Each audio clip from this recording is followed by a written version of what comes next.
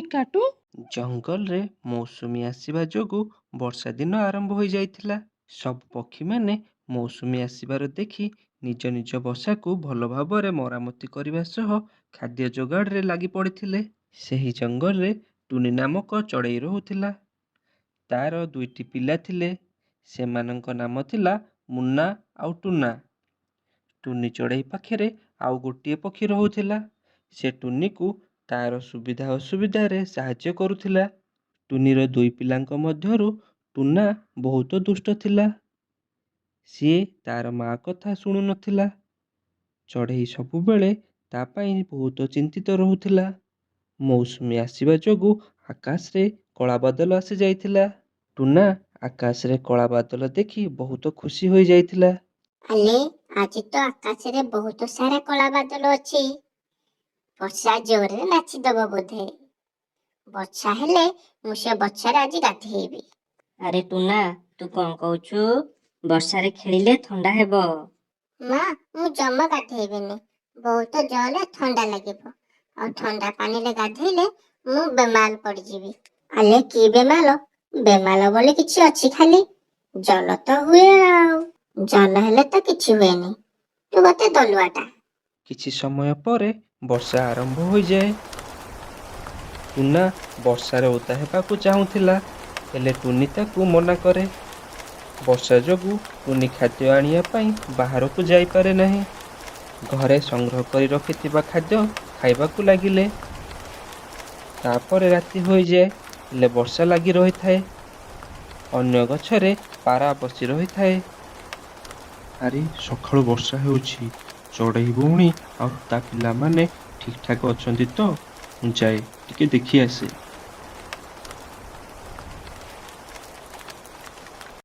ଆରେ ପାରା ଭାଇ, ତୁମେ ଏତେ ବର୍ଷାରେ ଆସିଛ, ସବୁ ଠିକ୍ ଠାକ୍ ଅଛି ତ? ଆରେ ହଁ ହଁ, ସବୁ ଠିକ୍ ଅଛି। ସକାଳୁ ବର୍ଷା ହେଉଛି ତ ମୁଁ ବହୁତ ଚିନ୍ତିତ ଥିଲି। ଭାବିଲି ତମମାନଙ୍କୁ ଟିକେ ଦେଖି ଆସେ। ନାଇଁ ପାରା ଭାଇ, ତୁମେ ଚିନ୍ତା କରନି, ଆମେ ସମସ୍ତେ ଠିକ୍ ଅଛୁ। ଆରେ ଚଢ଼େଇ ଭଉଣୀ, ତମର ଯଦି ଖାଦ୍ୟର ଦରକାର ପଡ଼ିବ ତେବେ ମୋ ଘରୁ ଆଣିପାରିବ। ଏତେ ଜୋର ବର୍ଷାରେ ବାହାରକୁ ଯାଇ ଦାନା ଖୋଜିବା ବହୁତ କଷ୍ଟ। ଆରେ ନାଇଁ ନାଇଁ ପାରା ଭାଇ, ଆମ ପାଖରେ ଖାଦ୍ୟ ଅଛି। ଆଚ୍ଛା ତେବେ ଭଉଣୀ, ମୁଁ ଆସୁଛି। କିଛି ଅସୁବିଧା ହେଲେ ମୋତେ କହିବ। ପିଲାମାନଙ୍କୁ ବାହାରକୁ ଛାଡ଼ିବନି।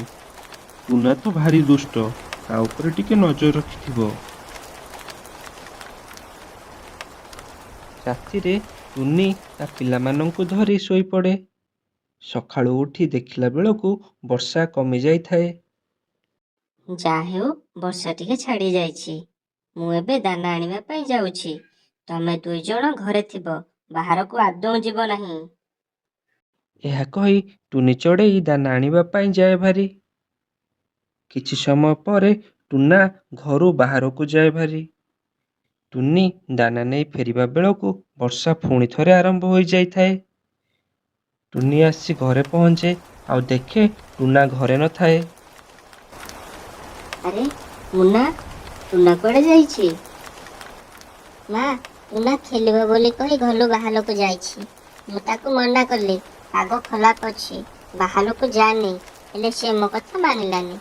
ବାହାରକୁ ଖେଳିବା ପାଇଁ ପଳାଇଲା। ବର୍ଷା ଜୋରରେ ହେବାକୁ ଲାଗିଲା। ହେଲେ ଟୁନା ଘରକୁ ଫେରି ନଥାଏ। ଟୁନି ଅପେକ୍ଷା କରି ବସିଥାଏ। ଏବେ ମୁଁ କଣ କରିବି? ଏ ପିଲାକୁ ଏତେ ବର୍ଷାରେ ଏକୁଟିଆ କୋଉଠି ଖୋଜିବି?